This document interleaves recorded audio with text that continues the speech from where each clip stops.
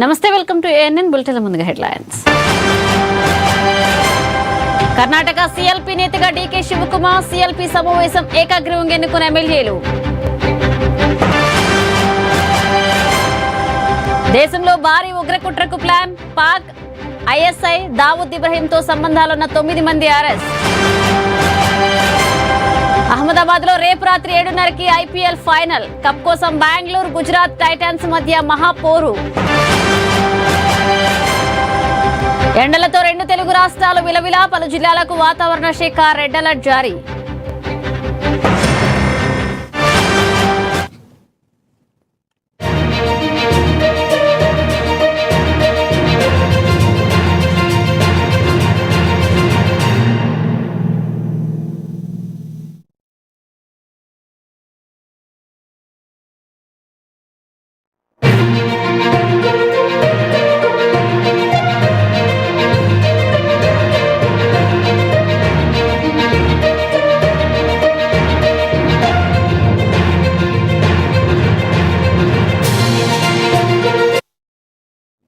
ఇక దేశవ్యాప్తంగా పలు ప్రాంతాల్లో ఉగ్రదాడులకు సిద్ధమైన 9 మంది ఢిల్లీ స్పెషల్ సెల్ పోలీసులు తాజాగా అరెస్ట్ చేశారు. పాక్ నిఘా సంస్థ ISI underworld don Dawood ఇబ్రహీంతో నిందితులకు సంబంధాలున్నాయని తెలిపారు. నిందితులు ఢిల్లీ, ముంబై, పంజాబ్ ప్రాంతాలకు చెందిన వారని చెప్పారు. వీరిలో కొందరు విదేశీయులు కూడా ఉన్నారని అన్నారు. వారి నుంచి పలు ఆయుధాలను స్వాధీనం చేసుకున్నామని చెప్పారు. అణు కేంద్రాలు, ఎయిర్పోర్ట్లు, రైల్వే స్టేషన్లు, పవర్ ప్లాంట్ వంటి కీలక మౌలిక వస్తువులను ఈ ఉగ్రవాదులు టార్గెట్ చేశారని పోలీసులు తెలిపారు. భద్రతా దళాలను కూడా వారు టార్గెట్ చేసే యోచనలో ఉన్నారని అన్నారు.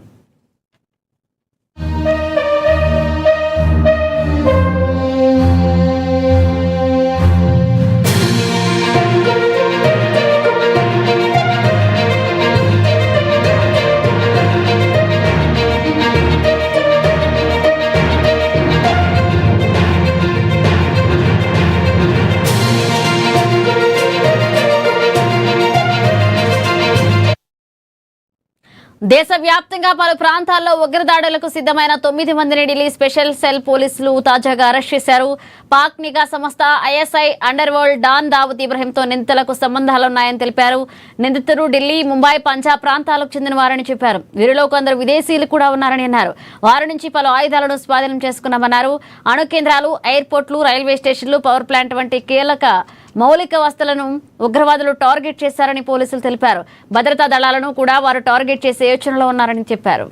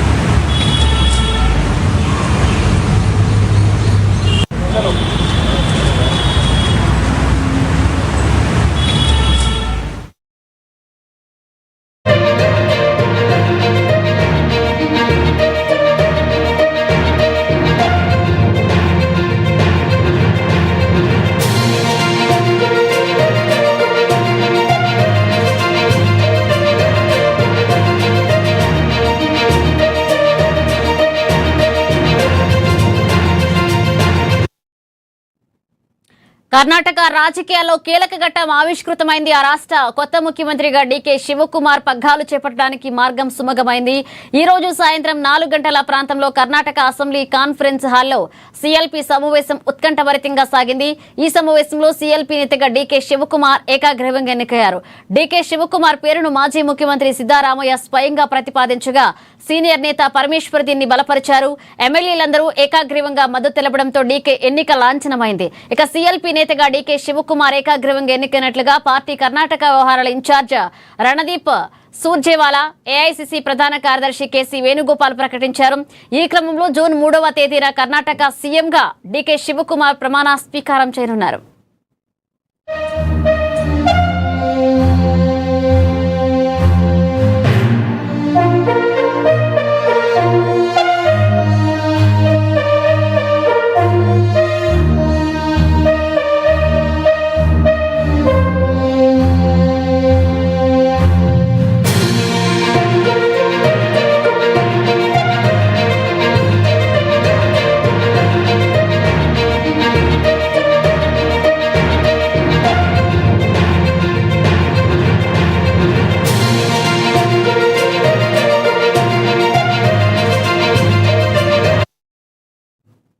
కర్ణాటక రాజకీయాల్లో కీలక ఘట్టం ఆవిష్కృతమైంది. ఆ రాష్ట్ర కొత్త ముఖ్యమంత్రిగా డీకే శివకుమార్ పగ్గాలు చేపట్టడానికి మార్గం సుమగమైంది.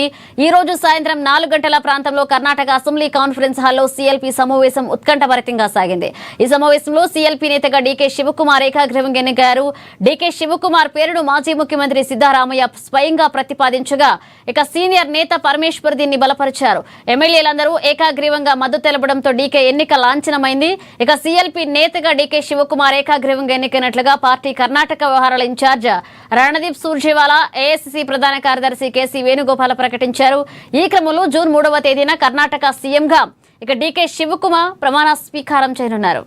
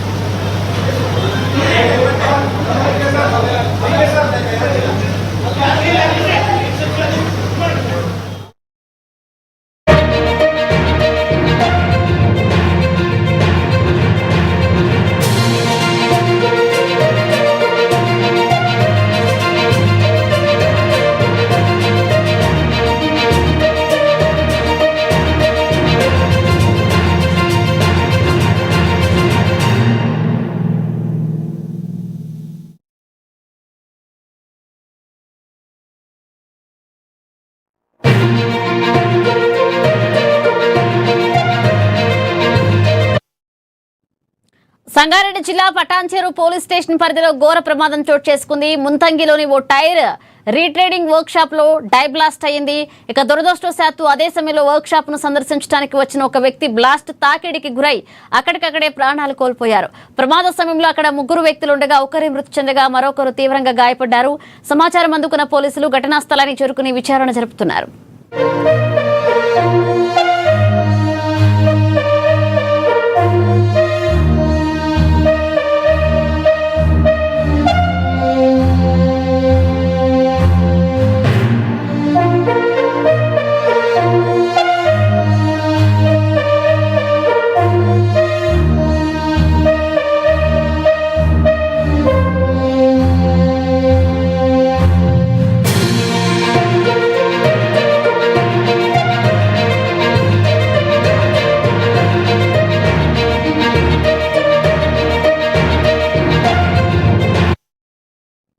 సంగారెడ్డి జిల్లా పటాన్చెరు పోలీస్ స్టేషన్ పరిధిలో ఘోర ప్రమాదం చోటు చేసుకుంది. ముంతంగిలోని ఓ టైర్ రీట్రేడింగ్ వర్క్ షాప్ లో డైబ్లాస్ట్ అయింది. దురదృష్టవశాత్తు అదే సమయంలో వర్క్ షాప్ ను సందర్శించడానికి వచ్చిన ఒక వ్యక్తి బ్లాస్ట్ తాకిడికి గురై అక్కడికక్కడే ప్రాణాలు కోల్పోయారు. ప్రమాద సమయంలో అక్కడ 3 వ్యక్తులు ఉండగా ఒకరు మృతి చెందగా మరొకరు తీవ్రంగా గాయపడ్డారు. సమాచారం అందుకున్న పోలీసులు ఘటనా స్థలానికి చేరుకుని విచారణ జరుపుతున్నారు.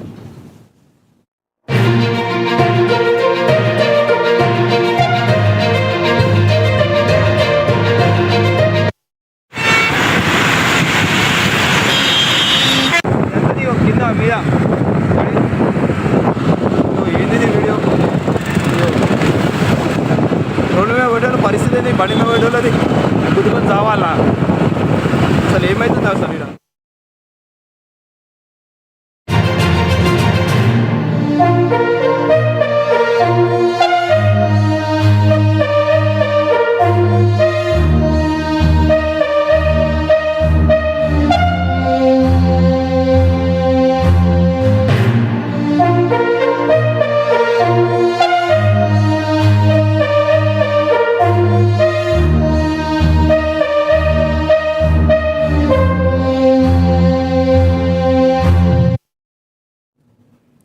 ఐపీఎల్ మహాసంగ్రామం క్లైమాక్స్ కు చేరుకుంది. అహ్మదాబాద్ లోని నరేంద్ర మోదీ స్టేడియం వేదికగా రేపు జరగనున్న టైటిల్ ఫైట్ కోసం ప్రపంచ వ్యాప్తంగా కోట్లాది మంది క్రికెట్ ప్రేమికులు ఆసక్తిగా ఎదురు చూస్తున్నారు. ఒకవైపు టైటిల్ డిఫెండ్ చేసేందుకు సిద్ధమైన ఆర్సీబీ, మరోవైపు సొంత గడ్డపై కప్ ఎగరవేయాలని గుజరాత్ టైటాన్స్ కసితో ఉన్నాయి. ఇక రేపు జరిగే ఫైనల్ మ్యాచ్ లో టాస్ కీలకం కానుంది. రాత్రి సమయంలో పీచ్ పై కురిసే మంచు ప్రభావంతో మ్యాచ్ ఫలితం మారే అవకాశాలు కనిపిస్తున్న నేపథ్యంలో ఐపీఎల్ ట్రోఫీని ముద్దాడేది ఎవరు అనేది అభిమానుల్లో తీవ్ర ఉత్కంఠ రేపుతోంది.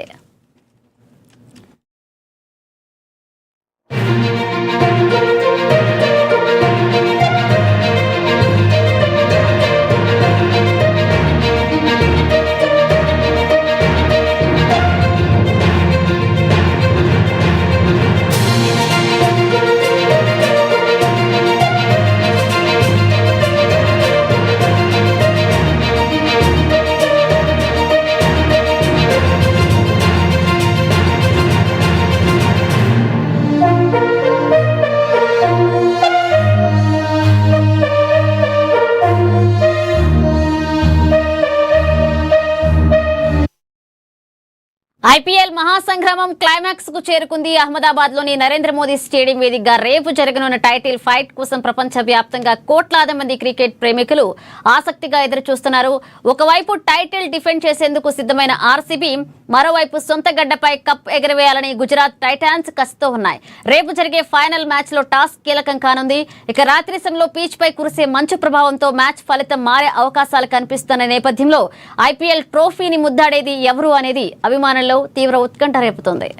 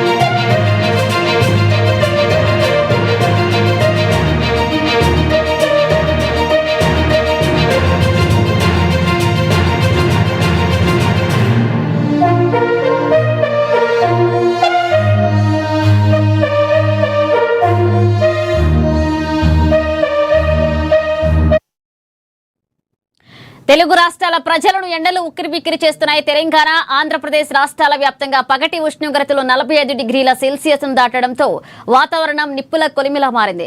వడగాలుల తీవ్రత రోజురోజుకు పెరుగుతుండటంతో వాతావరణ శాఖ రెడ్ అలర్ట్ జారీ చేసింది.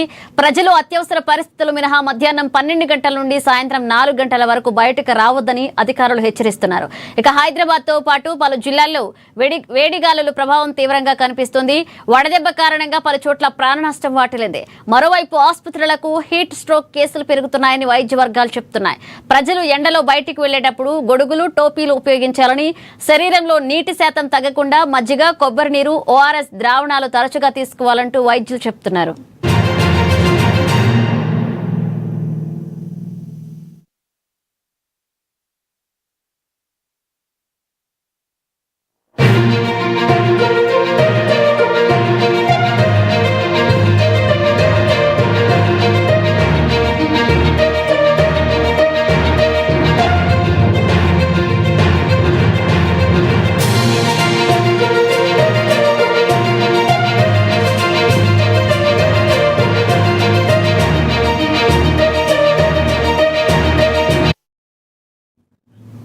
తెలుగు రాష్ట్రాల ప్రజలను ఎండలు ఉక్కిరిబిక్కిరి చేస్తున్నాయి. తెలంగాణ, ఆంధ్రప్రదేశ్ రాష్ట్రాల వ్యాప్తంగా పగటి ఉష్ణోగ్రతలు 45 డిగ్రీల సెల్సియస్ దాటడంతో వాతావరణం నిప్పుల కొలిమిలా మారింది. వడగాలుల తీవ్రత రోజురోజుకు పెరుగుతుండటంతో వాతావరణ శాఖ రెడ్ అలర్ట్ జారీ చేసింది. ప్రజలు అత్యవసర పరిస్థితులు మినహా మధ్యాహ్నం 12 గంటల నుండి సాయంత్రం 4 గంటల వరకు బయటికి రావద్దని అధికారులు హెచ్చరిస్తున్నారు. ఇక హైదరాబాద్ తో పాటుగా పలు జిల్లాల్లో వేడిగాలుల ప్రభావం తీవ్రంగా కనిపిస్తుంది. వడదెబ్బ కారణంగా పలు చోట్ల ప్రాణ నష్టం వాటిల్లింది. మరోవైపు ఆసుపత్రులకు హీట్ స్ట్రోక్ కేసులు పెరుగుతున్నాయంటూ వైద్యులు చెబుతున్నారు. ప్రజలు ఎండలో బయటికి వెళ్లేటప్పుడు గొడుగులు, టోపీలు ఉపయోగించాలని, అలాగే శరీరంలో నీటి శాతం తగ్గకుండా మజ్జిగ, కొబ్బరి నీరు, ఓఆర్ఎస్ ద్రావణాలు తరచుగా తీసుకోవాలంటూ వైద్యులు చెబుతున్నారు.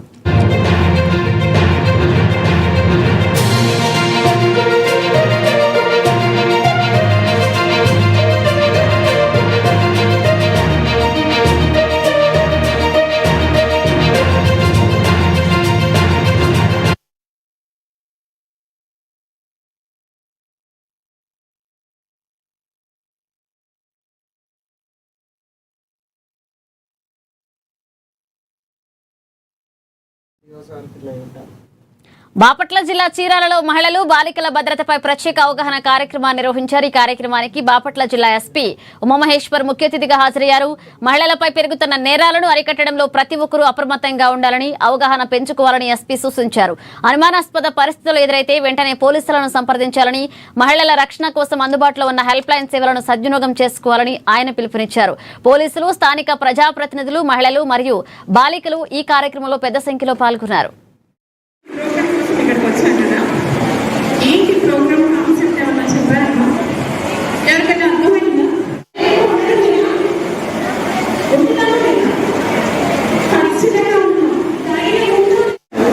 ఆపరేషన్ దండాయనని లాంచ్ చేశాం. మహిళల మీద కానీ బాలికల మీద నేరాలకు పాల్పడేటువంటి వ్యక్తుల్ని ఎటువంటి పరిస్థితుల్లో ఉపేక్షించాం. డిస్ట్రిక్ట్ కోర్ట్ మానిటరింగ్ సెల్, అదేవిధంగా లోకల్ పోలీస్ నేరాలు జరిగినప్పుడు సత్వరమే స్పందించడం, నేరాలకు పాల్పడినటువంటి వ్యక్తుల్ని త్వరితగతిన పట్టుకోవడం, అరెస్టులు చేయడం, కఠినంగా శిక్షలు పడే విధంగా 60 రోజుల్లో ఛార్జ్షీట్లు వేయడం, అవసరమైనప్పుడు ఫాస్ట్ ట్రాక్ కోర్టుల్ని ఏర్పాటు చేసుకొని వాళ్ళకి త్వరితగతిన శిక్షలు పడే విధంగా ఆ పోలీస్ శాఖ పనిచేస్తుంది. రానున్న రోజుల్లో ఇంకా గట్టిగా పనిచేయబోతుంది. ఇందుకు గాను ఆపరేషన్ దండాయన ప్రోగ్రామ్ని లాంచ్ చేశాం.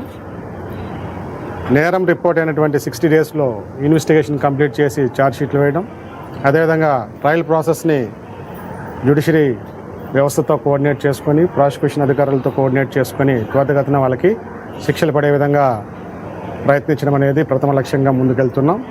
ఇటీవల కాలంలో జిల్లా ఏర్పడినప్పటి నుండి చాలా ఇంపార్టెంట్ కేసెస్లో సుమారు 26 కేసెస్లో మహిళల మీద నేరాలకు పాల్పడినటువంటి కేసెస్లో 26 కేసెస్లో 10 సంవత్సరాల వరకు శిక్షలు పడే విధంగా. వైసీపీ విద్యా విధానంపై మాట్లాడడం విడ్డూరంగా ఉందని టీడీపీ ఎమ్మెల్సీ రాజా విమర్శించారు. గుంటూరు టీడీపీ జిల్లా కార్యాలయంలో జరిగిన సమావేశంలో ఆయన కీలక వ్యాఖ్యలు చేశారు. కేవలం 150 రోజుల్లోనే 16,347 ఉద్యోగాలతో మెగా డిఎస్సీని ఎంతో పారదర్శకంగా పూర్తి చేసిన ఘనత కూటమి ప్రభుత్వానిదన్నారు. జగన్ ప్రభుత్వంలో టీచర్లను బ్రాందీ షాపుల వద్ద కాపలా ఉంచితే తమ ప్రభుత్వం వారిని సింగపూర్కు పంపిస్తుందంటూ గుర్తు చేశారు. చిన్నారుల పుస్తకాలపై బాబాయిని చంపిన వారి ఫోటోలు వేసుకున్న చరిత్ర వైసీపీదన్నారు. ఇరిగేషన్ శాఖపై అవగాహన లేకుండా పోలవరాన్ని నాశనం చేసిన అంబటి రాంబాబు జైలుకు వచ్చినా బుద్ధి మారలేదంటూ మండిపడ్డారు.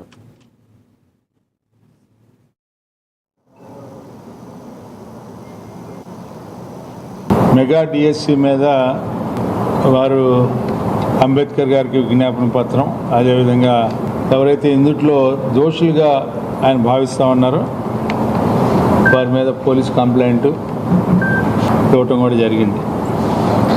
అయితే నేను ఇక్కడ ప్రత్యేకంగా మాట్లాడాలనుకుంది ఏంటంటే, వైసీపీ నాయకత్వం గొడ్డల పార్టీ వారికి విద్యకు సంబంధించిన అంశాల మీద మాట్లాడుతుంటే విచిత్రంగా ఉందని చెప్పి నేను అనుకుంటా ఉన్నా. ఎందుకంటే మీ పుట్టకే రక్తాక్షర చరిత్ర, మీకు విద్య మీద కానీ విద్యా విధానం మీద కానీ ఈ వ్యవస్థ మీద మంచి అభిప్రాయం లేదు.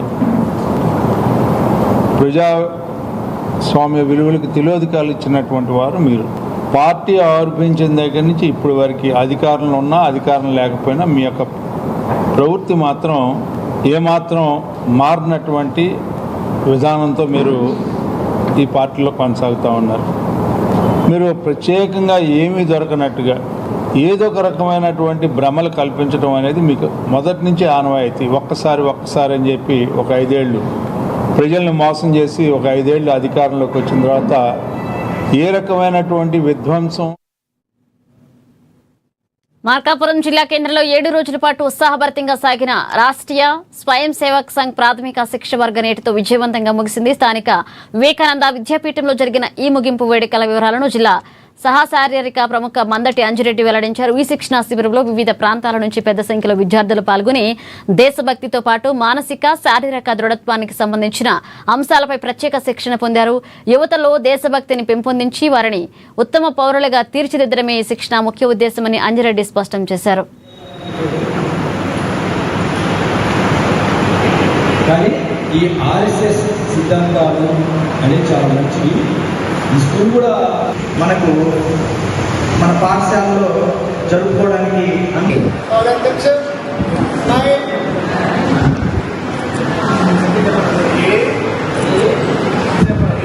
అందరికీ నమస్కారం.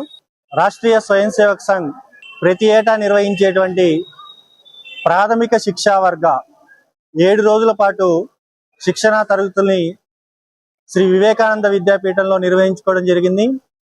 ఈ వర్గలో ఉమ్మడి ప్రకాశం జిల్లా నుంచి సుమారుగా 10 ప్రాంతాల నుంచి శిక్షార్థులు పాల్గొన్నారు. అలాగే చివరి 3 రోజులకు గాను వర్గ జరిగింది. దానికి 40 మంది వివిధ ప్రాంతాల నుంచి మన జిల్లా నుంచి పాల్గొన్నారు. ఈ వర్గలో విద్యార్థులు వివిధ అంశాల్లో శిక్షణ పొంది ఉన్నారు. శారీరక మరియు మానసిక సంబంధమైనటువంటి విషయాల్లో శిక్షణ పొంది ఉన్నారు. కరసాము, నియుద్ధ, సమత, రూట్ మార్చ్, అలాగే దేశభక్తి గీతాలు, వివిధ ప్రముఖులు వాళ్ళ జీవితంలో జరిగినటువంటి సంఘటనల్ని ఆ దృశ్యాల ద్వారా చాలా విద్యార్థులు ప్రేరణ పొంది సమాజంలో దేశం పట్ల, ధర్మం పట్ల వాళ్ళ యొక్క నిబద్ధతని పెంచుకోవడంలో ఈ శిక్షా వర్గాలు ఎంతో ఉపయోగపడతాయని ఆశిస్తున్నాం. జై శ్రీరామ్. ఉత్తర తెలంగాణకు నీటి వరప్రదాయినిగా ఉన్న కాళేశ్వరం ప్రాజెక్టు విషయంలో కాంగ్రెస్ ప్రభుత్వం మీనమేషాలు లెక్కించకుండా తక్షణమే రైతులకు సాగునీరు అందించాలని హర్యానా మాజీ గవర్నర్ బండారు దత్తాత్రేయ డిమాండ్ చేశారు. పెద్దపల్లి జిల్లా గోదావరి కెనాల్ ఏర్పాటు చేసిన సమావేశంలో ఆయన కీలక వ్యాఖ్యలు చేశారు. సాంకేతిక లోపాలను సాకుగా చూపిస్తూ 1,00,000 కోట్ల రూపాయలతో నిర్మించిన కాళేశ్వరం ప్రాజెక్టును నిరుపయోగంగా మార్చేందుకు రేవంత్ సర్కార్ కుట్ర చేస్తుందని ఆరోపించారు.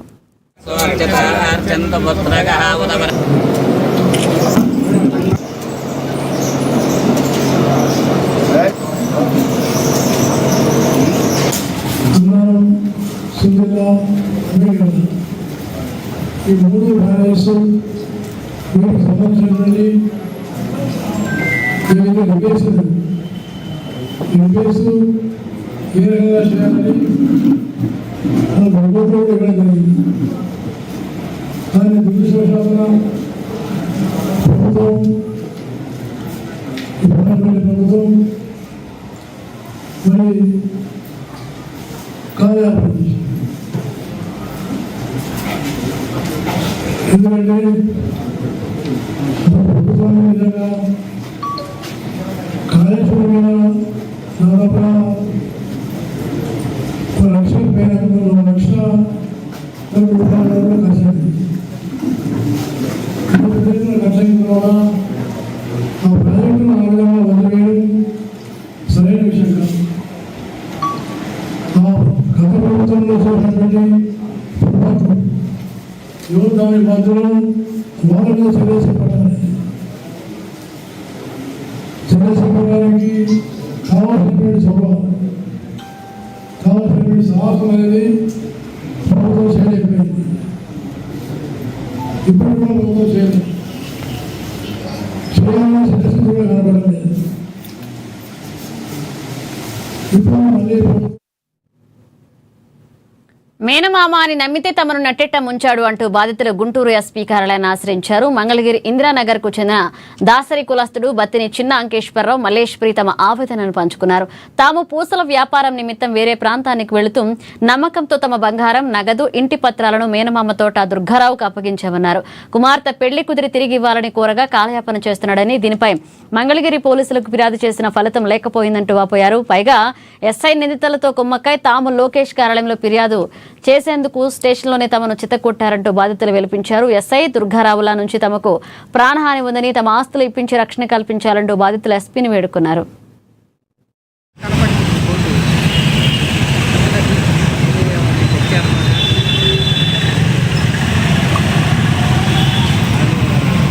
ఇదంతా జరిగింది. ఇంద్రానగర్ 5వ వార్డు 2 టౌన్ వచ్చారు. 1 టౌన్ మంగళగిరి సార్. ఏం పేరు? ఎస్ఐ పేరు నాయక్ సార్. నాయక్ గారు సార్. మీరేం కోరుకుంటున్నారు? మాకు డబ్బులు ఇప్పమన్నా, మా కాగితాలు ఇప్పమన్నారు సార్. మాకు మా ఎస్ఐ గారు నాయక్ గారిని కలిసారు సార్. ఇక్కడ సార్ని కలిసి, ఎస్పీ సార్ని కలిసారు సార్. మీకు వెళ్ళండి డీబీజీ ఆఫీస్కి వెళ్ళండి, మీకు న్యాయం చేస్తారమ్మా. గంగరపతి 6:30కి వెళ్ళండి, 6:30కి వెళ్ళండి మంగళగిరి డీజీపీ ఆఫీస్ ఉంది. అక్కడ ఏం జరుగుతుంది మీరు వినండి. 2 రోజులు గోపి పట్టనమ్మా. న్యాయం జరగకపోతే మేము మీ సోమవారికి రానమ్మా. మీ దగ్గర నుండి మీకు మాట్లాడిస్తారమ్మా. సార్తో మీకు అన్నీ చెప్పారు సార్. మాకు అక్కడ పోతే చంపేస్తారు సార్. మాకు కుటుంబం ఒకటే సార్. మాకు మీరేం కోరుకుంటున్నారు? మాకు కాగితాలు ఇమ్మన్నా, డబ్బులు ఇమ్మన్నారు సార్. మాకు నేను మా ఇంటి కాగితాలు, బంగారము, డబ్బులు దాచిపెట్టమని ఇచ్చాం దుర్గారావుకి. దుర్గారావుకి ఇస్తే మీ వ్యాపారానికి వెళ్ళాం, వైజాగ్ వ్యాపారానికి వెళ్ళాం. ఇల్లు బాగోవాలని చెప్పి వచ్చాం. వస్తే డబ్బులు అడిగితే లేవు, ఇప్పుడు తర్వాత ఇస్తానమ్మా అని చెప్పారు. చాలా సార్లు అడిగాం, ఇస్తానమ్మా అన్నాడు. నా కూతురు పెళ్లి కుదిరినాక డబ్బులు ఇవ్వండి, మా పెళ్లి కుదిరి నా కూతురు డబ్బులు ఇవ్వమంటే ఇస్తానమ్మా, కొద్దిగా తలకైదు మీద సంతకం పెట్టు ఇస్తానమ్మా అన్నాడు. తలకైదు మీద సంతకం అంటే అప్పుడు నా కొడుకు అడిగాడు, తలకైదు మీద సంతకం ఏం బాబాయ్ అని అడిగాడు. అడిగితే ఏమి లేదా, నీ డబ్బులు ఇస్తా సంతకం పెట్టించుకున్నా అని చెప్పారు. మేము చల్లని పెట్టి సంతకం పెట్టాం. సంతకం పెట్టినాక మేము పెళ్లి చేసాం అమ్మాయికి. మళ్ళీ డబ్బులు అడుగుతాకెళ్ళి అడిగితే విద్యాం ఇచ్చావని అక్క ఏమి చేసావా అని చెప్పి గొడవాడి నే పీక్కోవే ఎవరు వస్తావు తరపులు రాగా అని చెప్పి అన్నారు. రాఘవ గారు పిలిపించి ఇష్ట ప్రకారం రాఘవ చేస్తున్నాడు ఇవన్నీ. బాటలు రాఘవ పీబీసీ ఆఫీస్ లో ఉంటాడు. కోసలోళ్ళి ఆయన కోసలు ఆయన ఇష్ట ప్రకారం మా మీద ఖర్చు పెట్టుకున్నాడు. ఏమమంటుంది నేను ఎప్పుడు ఏ రోజు గొడవకు బాలా నేనంత వాడికి ఆయన ఇష్ట ప్రకారం గొడవకు వచ్చి నన్ను కొట్టాడు. కొట్టినా సరే అన్నేక అని చెప్పి వదిలేసుకున్నా. నేను బయట వాళ్ళు కదిలే ఇంట్లో వాళ్ళని చెప్పి వదిలేసుకున్నా. నిన్న మీ పంచాయతీ 25వ తారీఖు కేసు పెట్టావు ఎవరో చూసుకున్నారా అన్నప్పుడు కేసు పెట్టావు. వెళ్ళి ఎస్ఐ గారు కేసు తీసుకున్నాడు. తీసుకొని మళ్ళీ 27వ తారీఖు వచ్చా. 27వ తారీఖు వచ్చినా మాట వినలా. లేరమ్మా వస్తారమ్మా అన్నాడు. 28వ తారీఖు ఇలా లేరమ్మా మీటింగ్ ఇలా వస్తారమ్మా అన్నాడు. 29 తారీఖు మా పెద్ద మనిషి కూర్చొని మాట్లాడదామమ్మా నీ అన్ని నీకు బంగారం డబ్బులు ఇంటికి అయితానని ఇప్పిస్తానన్నాడు. ఇప్పిస్తానని కూర్చోబెట్టి మమ్మల్ని పిలిపించి ఇంటికి కొట్టిస్తారు. ఎవరు ఎంత రాఘవ ఇలా ఎంత మనుషులన్నీ ఎందుకు కొడుతున్నారు అర్థం కాదు. కొత్త కొట్టేశారు. మన ఎందుకు కొడుతున్నారు సార్? న్యాయం చేయండి మాకు డబ్బులు న్యాయం చేయండి, మా ఇంటి బంగారం న్యాయం చేయమని అడుగుతున్నాం. అడిగేసి మన ఇష్టం కొట్టారు. గోడ కేసు కొట్టారు, చెంపల మీద కొట్టారు, పరిస్థితిని కొట్టారు. మెదక్ జిల్లా కౌడిపల్లి మండల కేంద్రంలో father of Indian journalism Ramananda Chatterjee 161వ జయంతి వేడుకలు ఘనంగా జరిగాయి. రామానంద చటర్జీ ప్రెస్ క్లబ్ అధ్యక్షుడు నాగరాచారి తోటి జర్నలిస్టుల ఆధ్వర్యంలో నిర్వహించిన ఈ కార్యక్రమానికి ఎమ్మెల్యే సునీత లక్ష్మారెడ్డి, బీజేపీ రాష్ట్ర నాయకులు రఘువీరారెడ్డి హాజరయ్యారు. రామానంద చటర్జీ చిత్రపటానికి పూలమాలలు వేసి నివాళులర్పించారు. అనంతరం స్థానిక ప్రభుత్వ ఆసుపత్రిలో రోగులకు పండ్లను పంపిణీ చేశారు. బ్రిటిష్ కాలంలోనే సమాజం కోసం, స్వాతంత్ర ఉద్యమం కోసం ముందుండి జర్నలిజం చేసిన మహోన్నత వ్యక్తి రామానంద చటర్జీ అంటూ ఈ సందర్భంగా నేతలు కొనియాడారు.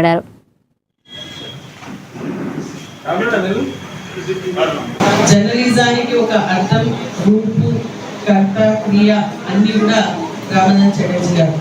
ఆనాటి మరి స్వతంత్ర ఉద్యమంలో వారు అనేక కార్యక్రమాలు చెప్పడం అంటే ప్రజల్ని స్వతంత్రం వైపు నడిపించే ఉద్యమంలో కీలక పాత్ర పోషించినటువంటి వ్యక్తి. రవీంద్రనాథ్ ఠాగూర్ లాంటి వారి పెద్ద పెద్ద నాయకుల చరిత్రలు కూడా రాసినటువంటి వ్యక్తి మన చటర్జీ గారు. మరియు ఏంటంటే ప్రవాసి అని చెప్పేసి మరియు ఇంకోటి రివ్యూ, మోడర్న్ రివ్యూ అని చెప్పేసి 2 మ్యాగజైన్స్ మన స్వాతంత్ర ఉద్యమం రాయడం వల్ల ఏంటంటే ప్రజలు అదేవిధంగా స్వాతంత్ర ఉద్యమంలో పార్టిసిపేట్ చేసినటువంటి ప్రతి ఒక్కరు కూడా దాన్ని ఆదర్శంగా తీసుకొని ముందుకెళ్ళినటువంటి వ్యక్తి. మన పత్రికలు అంటే కేవలం వార్తలు రాయడమే కాదు, కానీ సమాజంలో మార్పు, మంచి జ్ఞానాన్ని అందించడానికి, మానవ విలువలు పెంచడానికి మరి ముందు ఉండాలి అని చెప్పేసి జర్నలిజానికి ఒక కొత్త అర్థం పనిచేయడం జరిగింది. అదేవిధంగా తెలంగాణలో చూసినట్టయితే నిజాం నిరంకుశ పాలనను ప్రశ్నించినటువంటి వ్యక్తి షోయాబుల్లా ఖాన్. అసొంటి గట్టి పత్రికా విలేకరులు ఉన్నప్పటికీ కూడా మనం ఎక్కడనో పశ్చిమ బెంగాల్లో పుట్టిన మహానంద చటర్జీ గారిని ఈరోజు తెలంగాణ ప్రాంతంలో చాలా ఏరియాలో, అదేవిధంగా కౌడిపల్లి మండలంలో ఇది 3వసారి జయంత్యుత్సవాలు జరుపుకోవడం చూస్తుంటే చాలా గొప్పమైన విషయం. ఈ కార్యక్రమాన్ని ఏర్పాటు చేసిన ప్రెస్ క్లబ్ మిత్రులకు అందరూ కూడా మరొకసారి శుభాభినందనలు తెలియజేస్తున్నాను. అదేవిధంగా స్వాతంత్రం రాకముందు, అదేవిధంగా స్వాతంత్రం బాపట్ల జిల్లా చీరాల పట్టణంలో మెడికల్ షాప్ నిర్వాహకుల నిర్లక్ష్యంపై వివాదం రేగుతుంది. గడియార స్తంభ సెంటర్లో ఉన్న శ్రీ సాయి మెడికల్ షాప్ లో ఇచ్చిన మందుల వాడి ఒక వ్యక్తి ముఖం పూర్తిగా వాచిపోయింది. ఇక పేరాలకు చెందిన నరేష్ అనే వ్యక్తి ఒంటిపై దురదగా ఉందని సదరు మెడికల్ షాప్ కు వెళ్లగా యాజమాని సురేష్ 2 టాబ్లెట్లు, ఒక పౌడర్ ఇచ్చారు. వాడిన కొద్దిసేపటికే ముఖం వాచిపోయి ఇబ్బంది పడ్డానంటూ బాధితుడు ఆరోపిస్తున్నాడు. దీనిపై యాజమానిని ప్రశ్నిస్తే పొంతనలేని సమాధానాలు చెప్తున్నాడని బాధితుడు చీరాల 1 టౌన్ పోలీస్ స్టేషన్లో ఫిర్యాదు చేయడంతో పోలీసులు కేసు నమోదు చేసి దర్యాప్తు చేస్తున్నారు. ఆ రోజు బానే ఉన్నాడు సార్, ఆ రోజు బానే ఉన్నాడు. మొన్న వచ్చేట్లు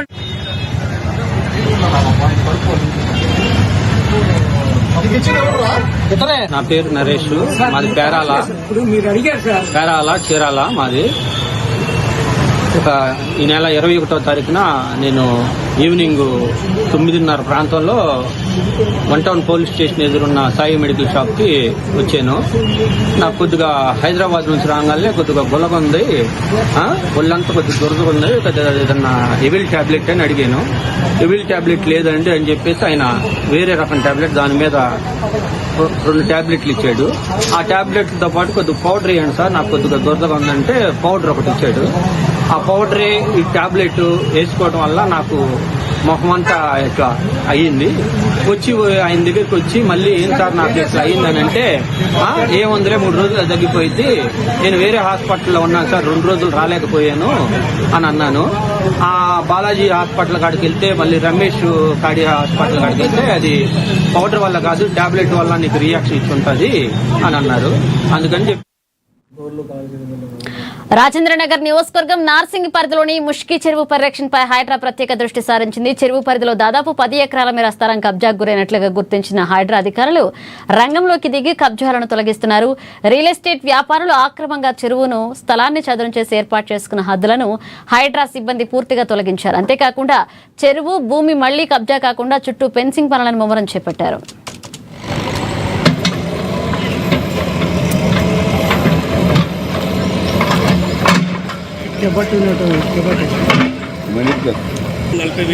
మీకు చెప్తే ఇచ్చాను కదండి. చిన్నపిల్లలు ఉన్నారు, లేడీస్ దీన్ని బాగా చేస్తారు.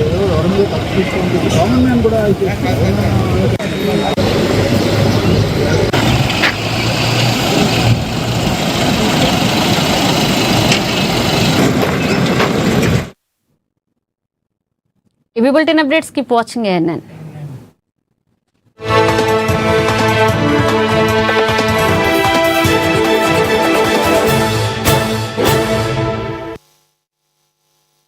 తెలుగు